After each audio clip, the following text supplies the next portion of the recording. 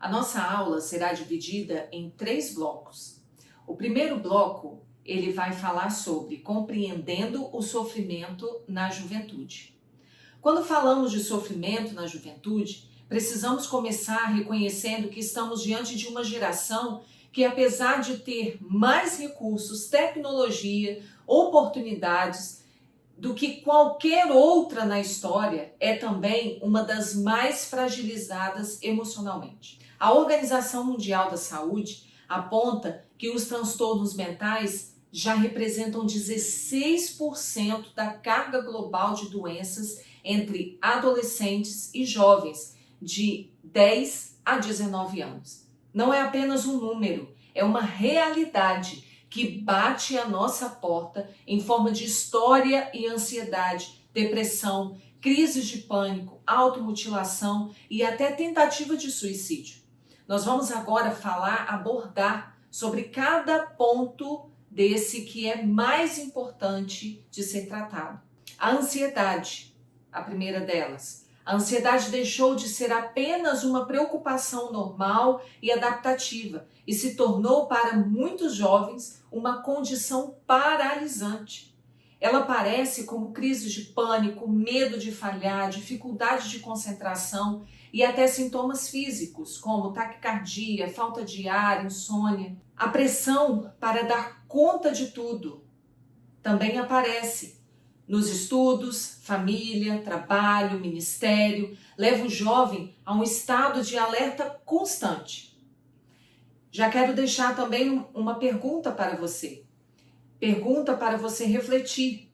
Você já se sentiu sufocado por tantas demandas que parecia impossível respirar fundo e simplesmente descansar? Outro ponto importante nesse bloco, para que possamos compreender o sofrimento na juventude, é a depressão. A depressão se manifesta como uma tristeza profunda, persistente, acompanhada da perda de interesse pelas atividades cotidianas. Muitos jovens descrevem como se estivessem vazios por dentro. E uma reflexão para você. Você já conheceu alguém que por trás de um sorriso escondia um grande peso?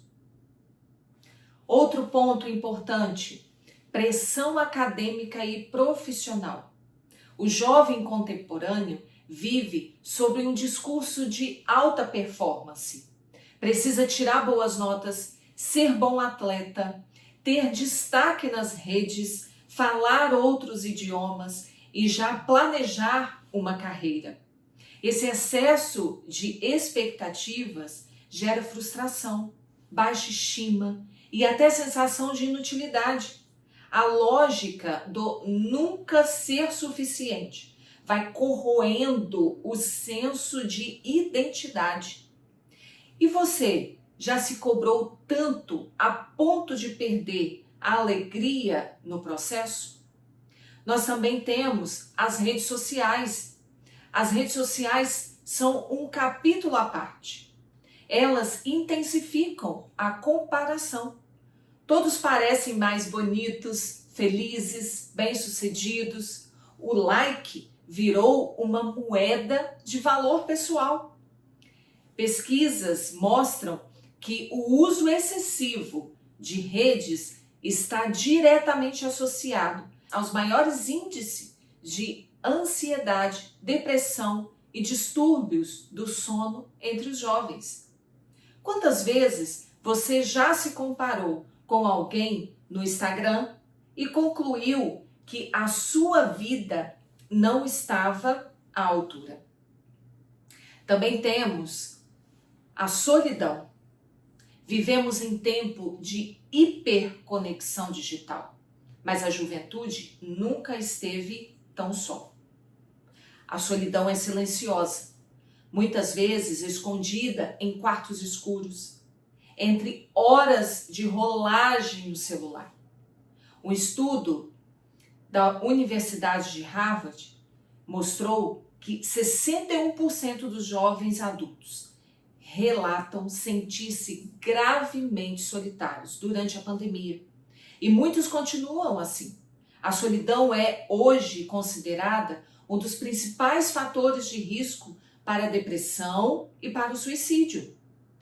Você se sente realmente visto ou apenas seguido nas redes sociais? Também temos a espiritualização do sofrimento. No ambiente religioso, existe um risco sério: transformar sofrimento emocional em falta de fé. Jovens que já estão fragilizados ouvem frases como: isso é demônio, você precisa orar mais, crente não pode ficar deprimido ou crente não fica deprimido. Essa postura produz culpa espiritual, leva muitos a se calarem e, casos extremos, a se afastarem da igreja. A Bíblia nos mostra outro caminho.